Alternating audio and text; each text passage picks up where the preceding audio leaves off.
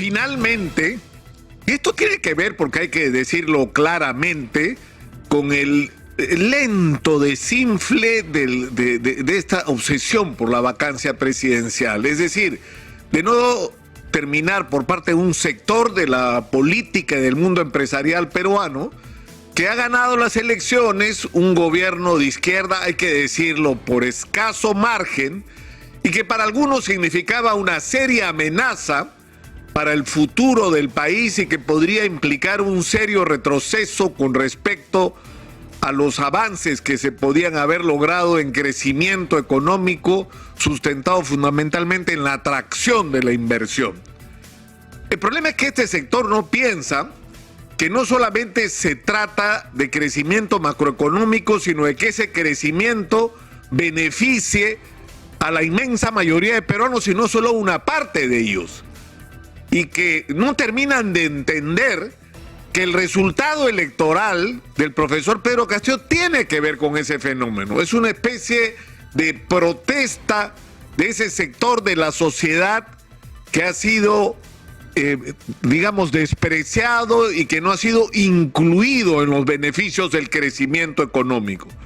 Sin embargo, conforme va bajando, aunque muy lentamente, porque esto del tiro al sombrero sigue al día, es decir, no hay día que no salga un ataque, un cuestionamiento, es decir, se cuestiona todo, nombran un funcionario de cualquier nivel y se cuestiona si está calificado.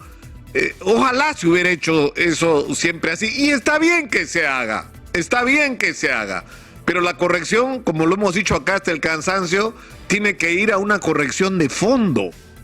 Tiene que cambiar el concepto y el sentido del nombramiento de las personas que tienen bajo su responsabilidad los cargos más importantes de decisión en el país.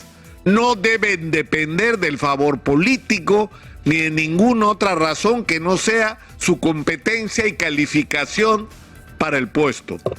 Y esto es particularmente importante en una situación como esta. Miren ustedes, el Banco Central de Reserva ha emitido este fin de semana un reporte según el cual las exportaciones tradicionales en el Perú, es decir, lo que tiene que ver con harina de pescado, café, minerales, hidrocarburos, han crecido en relación a noviembre del año 2019 el 62.7%.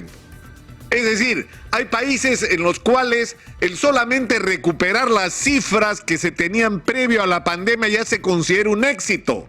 Acá lo que ha ocurrido es que no solamente se han recuperado los niveles de ingreso previos a la pandemia, sino que se han multiplicado, y esto evidentemente tiene que ver, entre otros factores, aunque no solo con él, con la disparada del precio de los minerales en el mundo y con la expansión extraordinaria que está teniendo la exportación de productos agroindustriales en el Perú. Pero esto ya nos ha pasado antes. Es decir, ¿qué cosa es lo que tenemos frente a estas cifras que nos deberían dar optimismo con respecto al futuro? Porque está claro que no estamos frente a un gobierno que va a expropiar, que va a hacer barbaridades en la economía, sino que tenemos que pensar cómo hacemos para expandir este crecimiento. Es decir, hay fácilmente hoy 50.000 millones de dólares en proyectos mineros esperando a realizarse.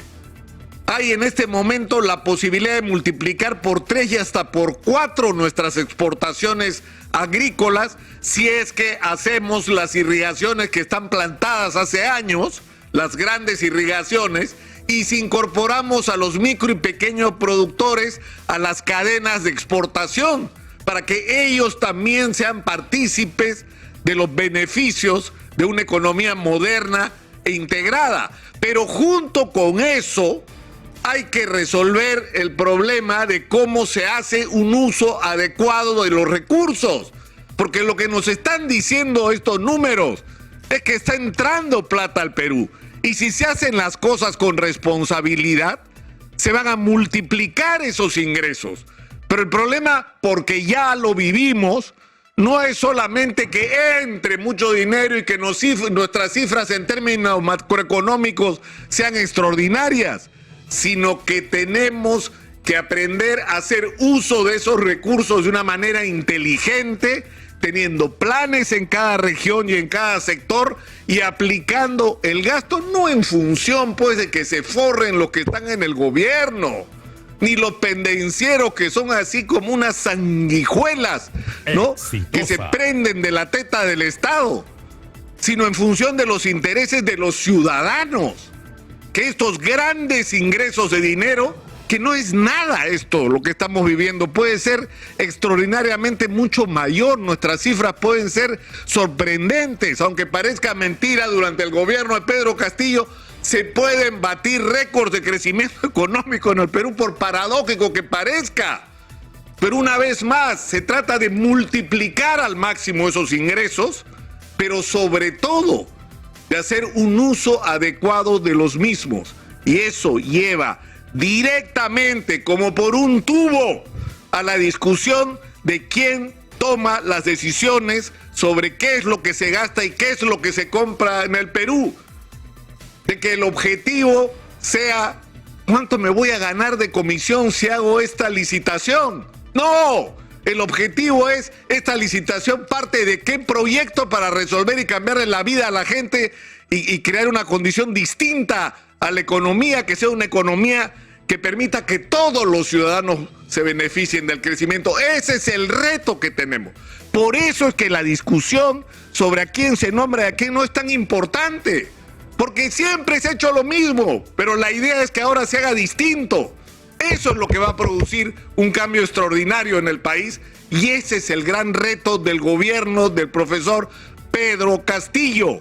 Ser capaz de reclutar para que lo ayuden a conducir los destinos del país a la gente más calificada y no a la gente que de alguna manera considera que el presidente le debe algo porque participó en la campaña o porque aportó con sus votitos, para que no incorporaran a la discusión del Pleno del Congreso la moción de una vacancia presidencial.